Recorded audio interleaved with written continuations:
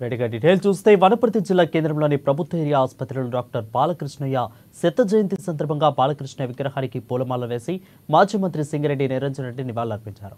వనపర్తి పట్టణ ప్రజల గుండెల్లో ప్రజా డాక్టర్గా, ప్రజల మనిషి డాక్టర్గా బాలకృష్ణ చిరస్థాయిగా నిలిచి ఉంటారని అన్నారు. డాక్టర్ బాలకృష్ణయ్య వైద్య సేవలు స్ఫూర్తి కలిగించే విధంగా కాంస్య విగ్రహం ఏర్పాటు చేయాలని కోరారు. ఇక బాలకృష్ణయ్య తన వైద్య వృత్తిలో ఎంతో మంది పేద ప్రజల ప్రాణాలు కాపాడి ప్రజా డాక్టర్గా పేరు తెచ్చుకున్నాడని కొనియాడారు.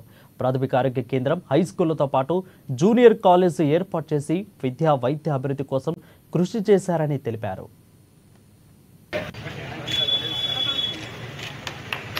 1964 నాటికే వనపర్తికి ఇంటింటి నీటి పథకాన్ని ఆనాటి ముఖ్యమంత్రి చేతుల మీదుగా ఆవిష్కరింపజేసినటువంటి ముందు చూపు కలిగినటువంటి ప్రజానాయకుడు. ఆ తదుపరి 2 పర్యాయాలు వనపర్తి నియోజకవర్గానికి ప్రాతినిధ్యం వహించి విద్యారంగంలో, మంచినీటి విషయంలో, పేదరిక నిర్మూలనలో తనదైనటువంటి ఒక ప్రత్యేక ముద్ర వేసినారు, అభివృద్ధి చేసి.